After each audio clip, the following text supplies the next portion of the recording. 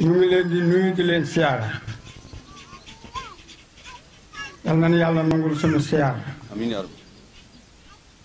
di jiital ci nuyoo bi gan gu tedd gi di Abdou Gningue. Abdou noo ngi lay nuyu yaag délégation bi nga àndal bépp di am mbégte bu baax itam di kontaan bu baax ci dëkk gi nga dikk ci sa dëkk ndax du ma ni dëkk bi dikk gi nga dikk ci dëkk bi waaye dama naa dikk gi nga dikk ci sa dëkk ndax fi nga juddoo fi nga yaroo fi nga màggee fi nga tekkee tekkil waa dëkk bi na kon Abdou ñu ngi lay wax dalal jàmm ñu ngi kontaan bu baax itam di am mbégte ci Abdou lu ñuy amee mbégte ci Abdou day gor piir ku ko jàpp gor ku ko bàyyi di nga bàyyi gor ndax depuis bi nga xamee ni Abdou amee na fii Abdou arrièreul benn yoon du bi mu nekkee ci pouvoir du bi mu wàccee pouvoir Abdou wàccul ci defal nu ak defal waa tund kon Abdou loo bëgg dénn la ko bëgg le loo bëgg dénn la ko bëgg le ndax góor piir nga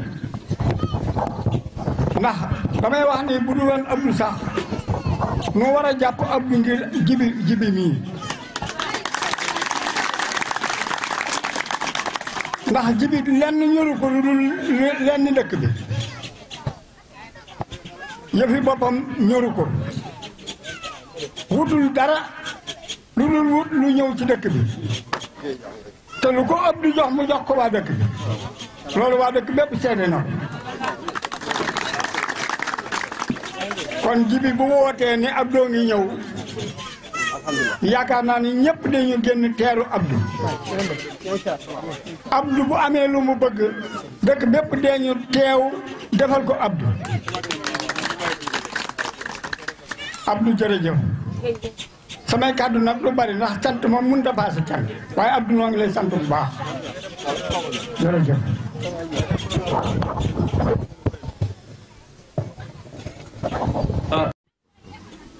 asalaamaaleykum wa rahmatullahi taala wa barakatuhu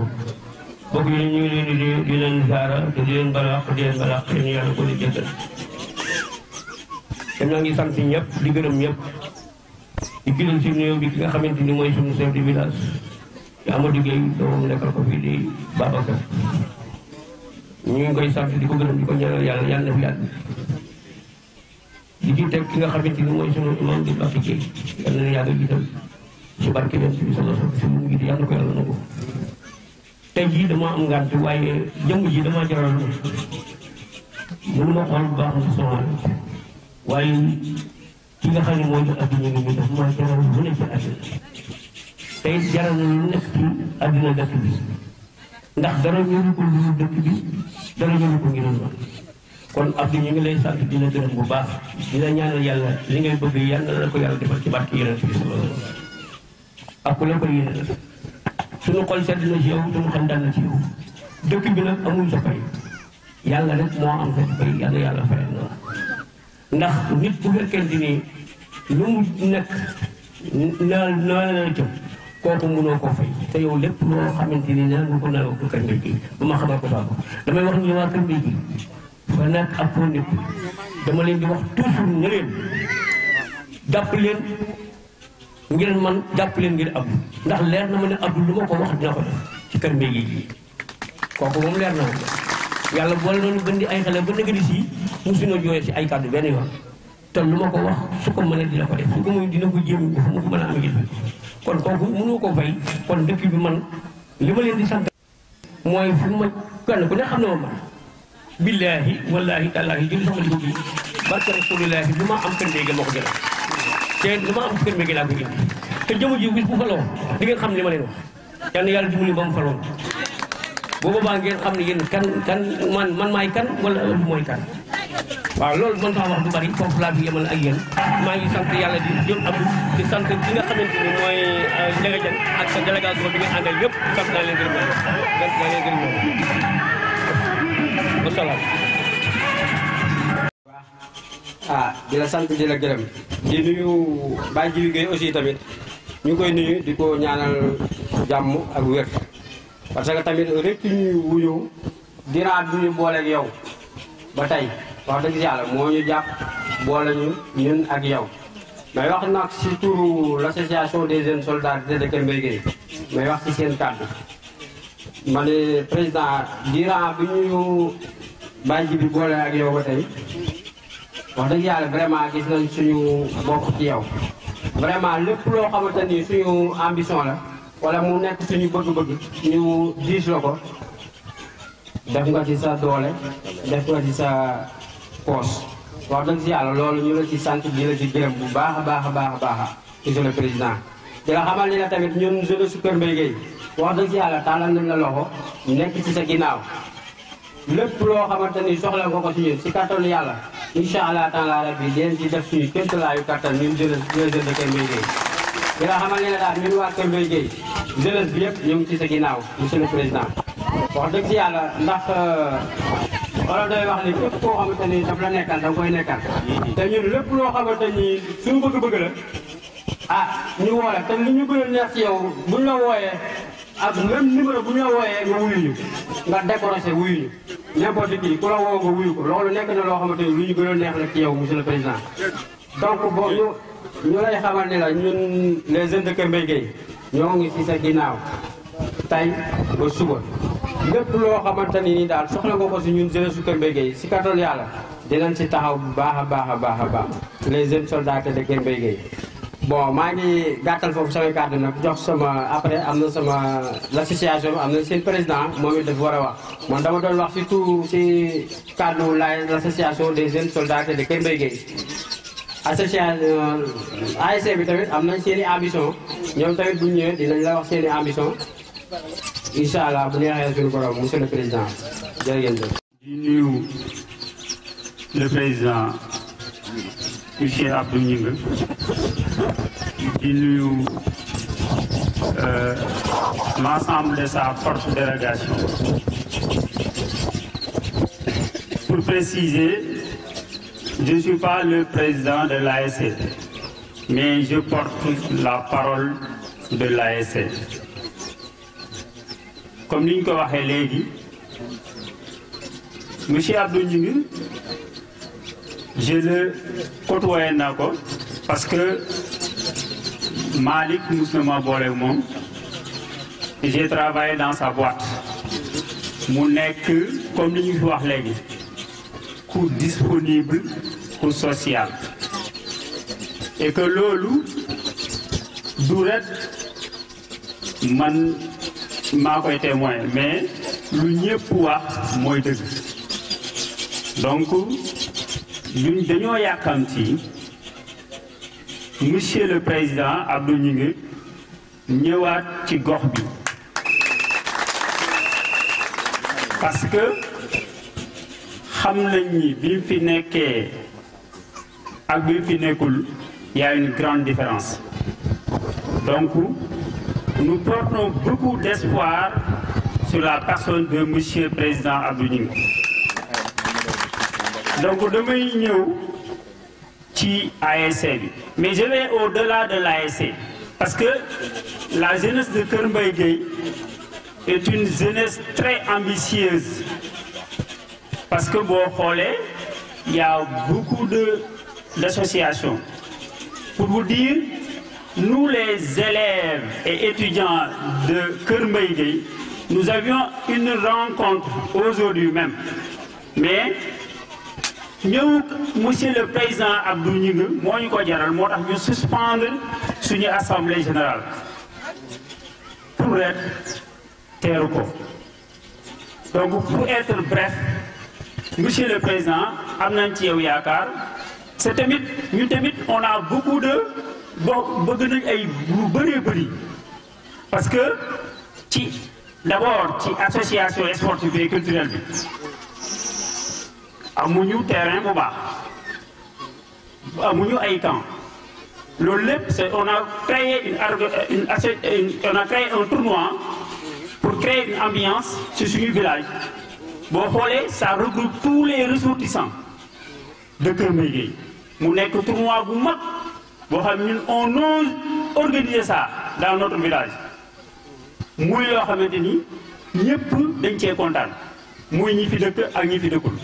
Donc foofu bëgg nañ nga dimbali ñu ci terrain bi mu nekk un terrain praticable. Loolu moom ñu ngi la koy sàkk. Deuxièmement, l'association des élèves et étudiants, parce qu'il parle de éducation, parle de développement. C'est ñun suñu Kër Mbaye dañoo bëgg mu développer ba yam ak yeneen village. Donc foofu tamit parents yi dañ ci kontaan parce que ñun na école bu bees lañu yore donc bëgg nañoo nekk école boo xamante ni mooy raw ci tund bi loolu ñu ngi la koy sàkku di la ko ñaan. Deuxièmement, pour l'emploi des jeunes, bon, nous avons la mairie a des ressources tellement limitées. Moi, peut-être Monuko, mais qui say relation, au moins créer quelques emplois. Parce que tamit l'autre soxla nañ ko. Loolu daal moo nekkoon kaddu yi ñu ma santoon ma jotali ko et je vous remercie. Merci. jiital ci nuyoo bi chef de village bi Serigne Khalifa Gueye waaw di nuyu imam bi Mbacke Gueye Aliou Gueye porte-parole ASC bi dégg nañ la ak li nga wax rafetlu ko lool di nuyu góor ñi di nuyu jigéen ñi di nuyu mag di nuyu ndaw di nuyu di seppi ci biir dëkk bi Serigne Djibi Gueye di ko nuyu di ko jox wàccu waayam di rafetlu lii nga xamante ni moom la def ndax moom ak ñi mu àndal ak waa dëkk bi Kër Mbaye Gueye ñoo nu fi woo tey ñu wuy si ko bi ñu koy wuy si nag ànd ak président Abdou Gningue président ànd ak délégation boo xamante ni daf ko tànn ni mu ko tànne mooy da koo tànn ci village yi nga xamante ni ñoo formé commune Thiénaba fenn fu ne mu jële fa responsable andi ko fii ci Kër Mbaye Gueye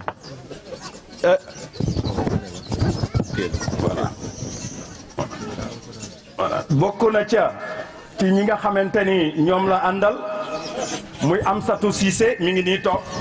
muy responsable des femmes mu ngi nii toog ci mouvement Abdou Gningue ànd na ca ak Say Wade mu ngi anamu Say Wade waaw dafa jóg mu nga nële moom itam mu nekk responsable projet jigéen ñi xam nañu ko parce que foofu Abdou Gningue samp kees rek mooy ka nga xamante ni moo fa ànd ak ñoom dem fa sampal jigéen ña kees kon xam nañ ko bu baax ànd ak Ahmed Bambali chargé de la communication mooy jeune bi nga xamante ni moo taxaw woon léegi di wax dynamique lool ci ginnaaw Abdou Gningue yor communication di xale bu am fulla am fayda waaye ku dëggu itam ci li nga xamante ni moom lay def nekk journaliste ànd ak Abdou Gningue li mu wax lu leer la dinaa ci dolli tuuti rek Ahma nga gën a am bagage pour nga gën a am bagage ànd na ci ak Birane Seck responsable jeune dëkk ci Thiénaba kenn ku nekk xam nga ko ci wetu Abdou Gningue ànd ak Xaali Seck muy responsable programme moo yore programme yi ànd ak Nay Marie Dia mu responsable la ci Thiénaba Gare ànd na ak Soukay Ndiaye nekk responsable moom it ci Thiénaba Gare ànd ak Abdou Gningue ànd ak madame Gningue ne Nogoy Ndiaye di soxnaam mi ngi nii toog mooy madame le maire ndax madame le maire la ñuy wax léegi ànd na ak moom tey ñëw fi di rafetlu ànd bi mu ànd ak moom ñëw fi barki démb rek la jóge bitim réew ndeysaan ñëw amagu fi une semaine daal di ni ko man foo dem damay ànd ak yow lang ak yow ànd ak moom nii la jigéen di dare borom këram nii moo baax jërëjëf Nogoy ànd na ak Fatou Mbaye nekk responsable ca Ndan moom itam mi ngi ci biir délégation bi ànd na ak Awa Mbuub moom it nekk responsable jigéen ci Thiénaba Seck ànd ak Daba Gueye responsable ànd ak El Hadji Mboup moom itam mi ngi ni sama gannaaw nekk responsable ànd ak Aliou Ndongo ak Ahmed Fall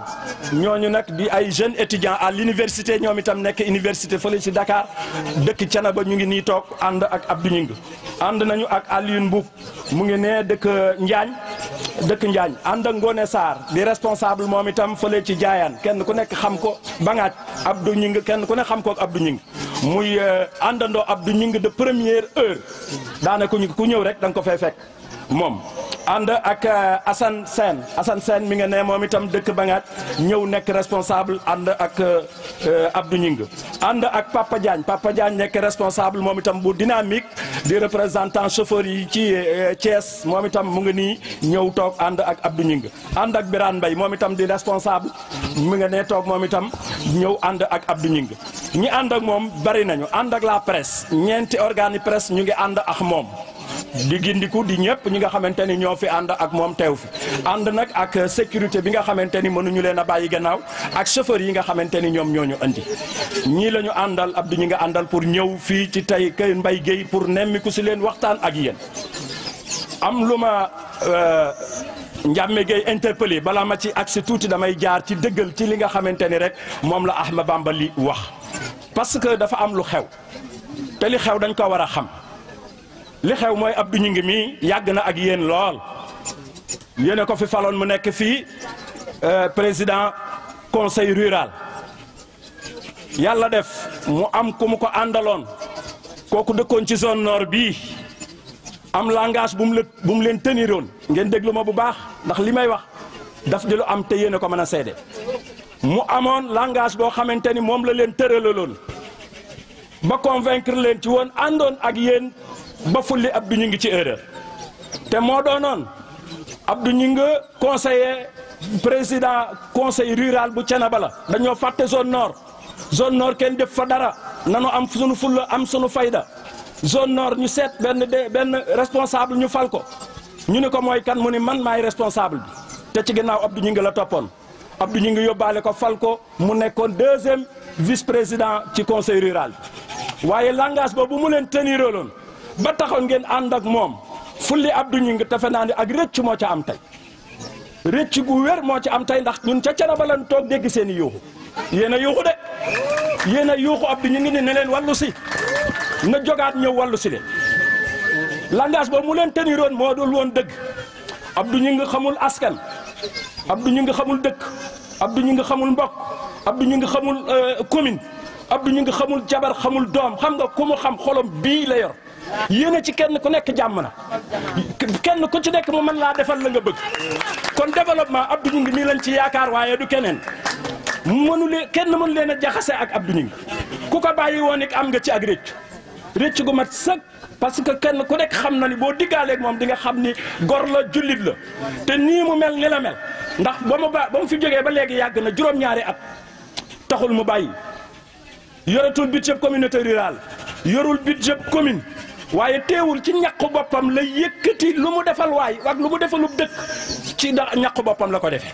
ngir bañ a tàggoo ak yéen rek ndax yaakaar ji ngeen ko yaakaaroon kon jot na góor jigéen mag ndaw ñëpp ñu am fulla am suñu fayda delloosi lii pour ñu am lanu amoon ñu amaat lu ko ëpp lay doon sax parce que Ahmed Bamba li wax na leen ko léegi ci conseil rural ni mu meloo nga xamante ni da koo tëkkale woon ak néegum ñax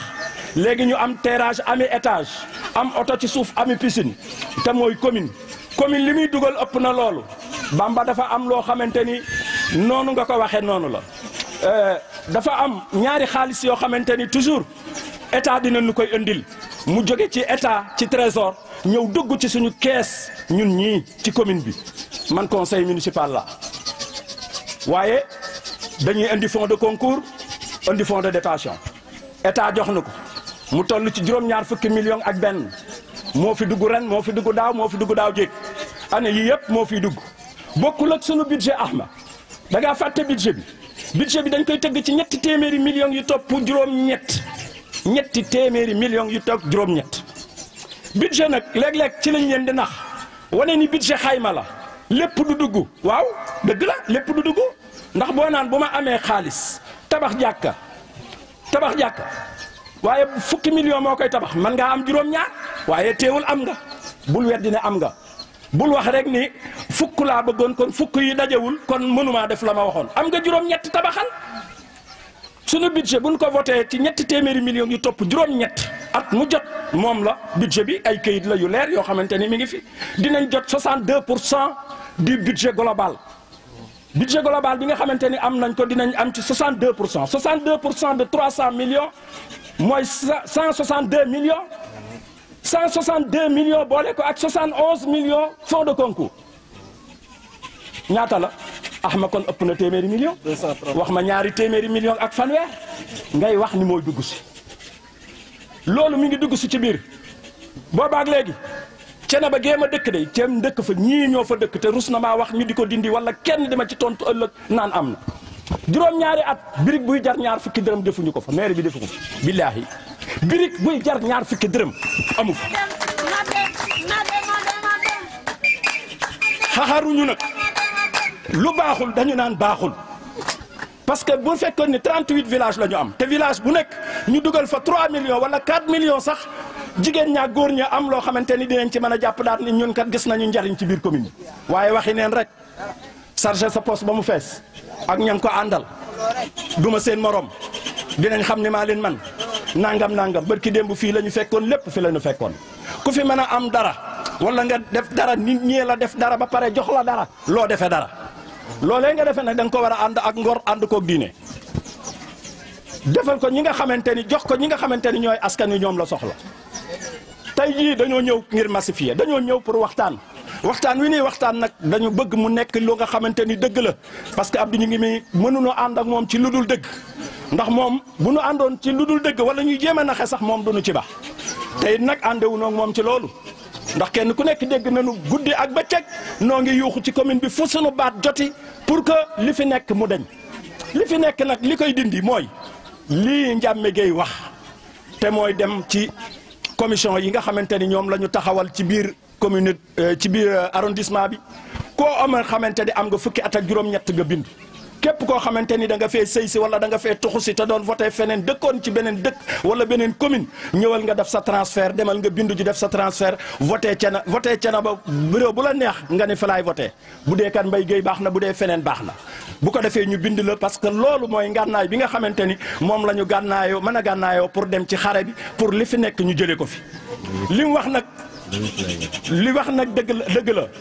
te it nag délai bi gàtt na parce que le 8 lay yam te le 8 daanaka bis bu dellu si la bis bu dellu si mooy le 8 ci la inscription bi yam kon ku ko deful woon booy ba nga profité pour mën koo def en tout cas ñëwaguñu pour campagne dañuy musali parce que defaguñu suñu récapituler li nga xamante ni bi fi commune bi nekkeeg léegi loolu lañ fi jot ci xaalis te maa leen dig ni leen commune bi ci boppam bi ñu fi toogee juróom-ñaari at yii ñu fi toog ak léegi at mu jot budget ba nu am compte administratif ba nu am compte de gestion ba nu am li fi dugg ci xaalis te ñoom ñu nangu ni dugg na fa ci xaalis trésor nangu ni dugg nañ fi ci xaalis ci Thiénaba lépp dinaa leen ko wax at par at bu ma leen ko waxee loxo dem gémmiñ maa leen ko dicté dinaa ko def dina ñëw nag waaye bis bu ma ko waxee li Bamba waxoon rek fii la ñuy fàq suñuy yet ñun ak yéen wuti mairie ba mën naa koo waat parce que nag am na loo xamante ni bu ko nit dee def ci sa alal te nit nag dafa war a am fulla am fayda li nga xamante ni man maa ko moomal sama bopp ñu dénk la ko amoo ngor amoo fulla amoo diine ju delloo ma sama alal jox ma ko ma am fullay jël si ko damay am fullay jël si ko man fuqar ñi ko ci yow wan na ni la maa ko moom bu ñëpp dogo woon noonu ñëpp def noonu kon suñu alal jee moom ñu di ko saaxee di ko def noonu la neex kon dinañ ci jot àggaguñ ci campagne de dama leen di dig rek waaye bis dina ñëw ma andi leen ko muy kayit yu leer ñu photocopier ko kenn ku ci nekk am ci benn ñu xam ñaata lañ fi dajale ci xaalis loo xam ni kenn du ko weddi ñaata lañ fi amoon loolu lu mu nu mënoon a jural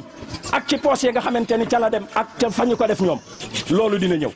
ma di leen ñaan waa kër Mbaye Gueye yàgg nañ fee ñëw Abdou ñu ngi mi yàgg na fee ñëw yàgg na fee fekk Jibi Gueye yàgg na fee fekk jigéen ñi yàgg na fee fekk góor ñi heure bu ñu ñëwee la même chose nii ngeen ñuy dalalee nii ngeen ñuy teeroo nii ngeen di waxee muy jeunesse bi di ASC yi di imam bi di chef de village bi di ñëpp ñi nga xamante ni dañoo dëkke dëkk bi kon te loolu la leen di tàllalaat loxo di leen ci yaakaaraat di wax ni moom am na xel mu dal dëgg ci Kër Mbaye Gueye bu ko wóoroon ni Kër Mbaye Gueye gii bureau de vote la boo xamante ni ñooy voté wóor na ko ne gagné na Kër Mbaye Gueye kon kenn ku ci nekk ci responsable yii ñu àndal nga xamante ni kenn ku nekk da ngaa jóge sa dëkk wax ak sa waa dëkk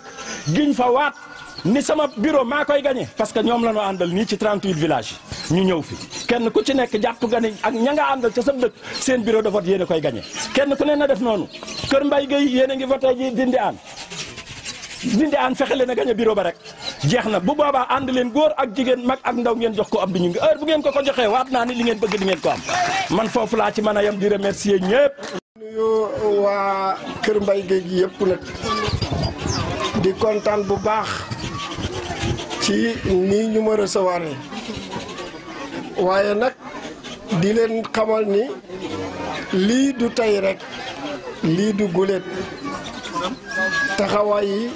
rafet na trop yàgg na trop maa ngi leen ciy gërëm di leen ci sant di tàmbalee sama nuyoo ci sëñ Khalifa di ko nuyu bu baax chef de village bi di nuyu bu baax aussi imam bi sëñ Mbàkke ñu ngi lay nuyu di la jox sa wàccuwaay waaye di nuyu bu baax suñu grand Mor Ada wax na léegi jël parole wax ci lu rafet waaye waxe xol moom dañu koo xamante ni bi ma ko xamee ba léegi xol dafa ku laabir la ku ufi rakkam la ku ufi doomam la fii laa yaroo rek bangaaj jóge fa di jàng école primaire nekkoon ak ñoom Mbaye Gueye ñoo bokkoon maa ak moom ñoo Mbaye Gueye li yore oto bi suñu grand yi nekkoon fi bañ ko booba léegi daal nituk neen la nituk kóllëre la nit koo xamante ni xol bu leer la yoon kon nag grand moo tax dañu lay gërëm bu baax di nuyu nag bu baax di liggéey ba ñu àndee ba léegi aussi ba ñu nekkee àndandoo yàgg na 63 ba léegi ñoo ngi ànd maa ngi ànd ak di liggéey xam nga 63 yàgg na booba ñun maa ngi soog a dugg école di mën a dem di ñëw boobu ba léegi nag dara wàññikuwul ci ay taxawaayam nekk taxawaay yu dëgg nekk taxawaay ngir yàlla kon nag ji bi maa ngi lay sant taxawaay yi nga def ak coono bi nga def lii yëpp yow la yàlla na la yàlla fay di rafetlu nag itam nii xale yi jeunes yi defee ndax saa boo xamante ni ñëw naa fi ñoom it dañuy mànkoo dañuy takku saa boo xamante ni wote jot na ñoom ñëpp ñu takku kon nag loo xamante ni wax nañ ma ko rek dinaa ca taxaw jàppale leen ci taxaw boobu mooy firndeel lii ma leen jox léegi ci seeni camp ak ñu def ci seen filet ñoom daal jàppale leen ci seen sport bi ñu dugg ak ci seen biir terrain kon nag xale yi maa ngi leen di signaler ni dinaa fasal yéen a ànd ak yéen jàppale leen lépp loo xamante ni nekk na ci seen soxla nekk na seen mébét nekk na seen bëgg-bëgg su ngeen ma ko waxee jaare ko ci jibi dinaa ca def sama kéemtalaay kattan. jigéen ñi maa ngi leen di nuyu seen kees gi seeni taxawaay présidente gis naa ni ngeen àndee gis naa ni ngeen tooge jamono neexul ñu ngi ci biir nawet waaye bàyyi ngeen seen soxla yëpp ñëw toog ànd ko ak yéene maa ngi ci sant bu baax di ñaan yàlla seen kees googu yàlla na lépp lu ngeen ci yëkkati mu nekk lu barkeel. maa ngi nuyu ci suñ biir itam sama jigéen buri ànd buri jërëjëf sa papa ak sama papa fii di ànd dem Ndindi ànd di ñëw Daaru Samb di ñëw Kër Mbaye Gueye fu ñu ànd ko fa di tuddante ay doom sama mag ki nga xamante ni maa ngi moom ñoo bokk ndey ak baay papa yi buri mee lañ ko tuddee muy Baye Morane di rakki Baye Bali An kon nag dëkk bi comme ni ko chef de village waxee sama dëkk la di leen sant di leen gërëm fi ñu jëm jaayaan la moom itam benn la lépp ci suuf si la suufu jaayaan suufu bangaaj suufu Kër Mbaye Guèye benn la ndox yi benn la kon nag ni nga xamante noonu la ñuy taxawee Kër Mbaye Guèye noonu laa fas yéene taxawee jaayaan noonu laa ko fas yéene taxawee ci dëkk bi yëpp ndax li ma intéressé mooy jàppale askan wi li ma intéressé mooy fii laa jànge woon wax naa leen ñi ma doon bokkal di toog ci salle de classe maa ngi ñoom Mbaye Guèye yàlla fàttewu leen waaye mayit yàlla fàttewu ma ginnaaw nag yàlla fàttewu ma ci fii laa doon jàng di jóge ci Kër Mbaye Guèye gi tippuri di rëbb ci mbëtt yi di jàpp ci jaar yi def naa ko fii ba tey di jàpp ci cekku yi di yéeg ci guy yi noonu lañ daan def ba yàlla def nag léegi ñu nekk mag nekk ay kilifa yàlla jox ñu luñ mën a jàppale suñu njaboot dañuy retourner bokk ko ak njaboot gi bokk ko ak suñu mag ñi bokk ko ak suñu ñi nga xamante ni ñoo ñu doon jàppale démb tey soog a ñëw loolu moo tax lu ma def ci tund wi xeeb ko ndax fi laa jànge fi laa amee lépp lu ma am ca doctorat laa am li baccalauréat jàng naa ba am baccalauréat teg ci juróom-ñetti at nekk expert maritime yàlla def ma ñuy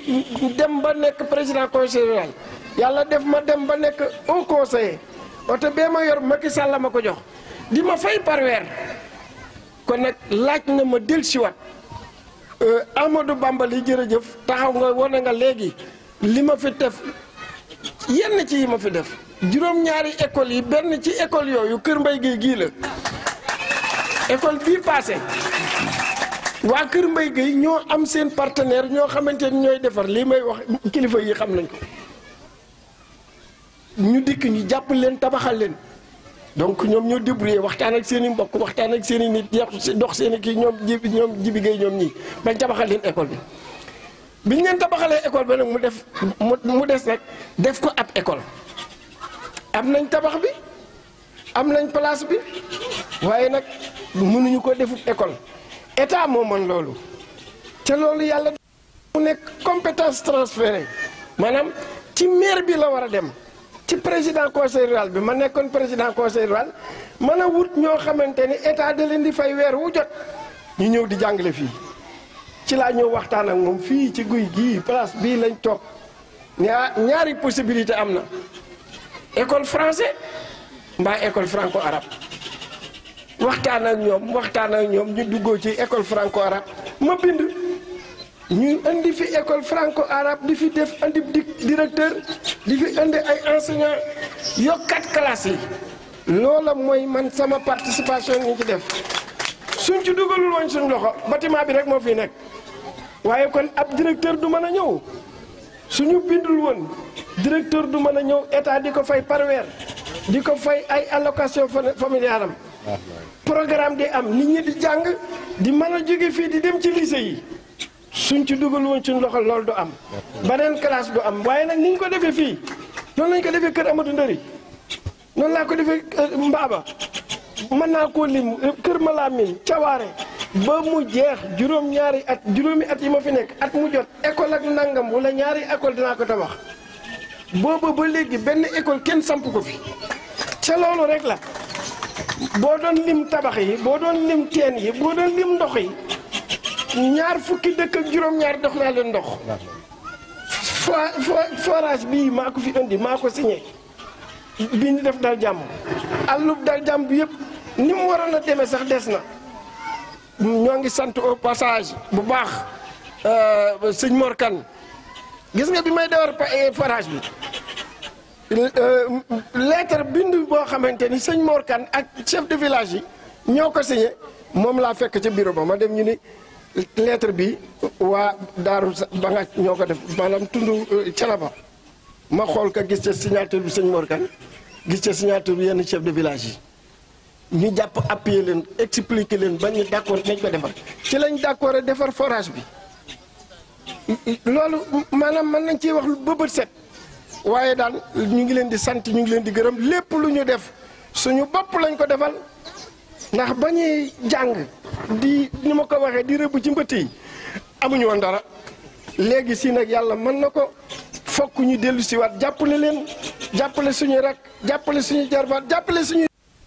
bay loolu mooy delloo mbàtt bi ca ndaa la maa ngi leen di gërëm di leen sant asalaamaaleykum wa rahmatullah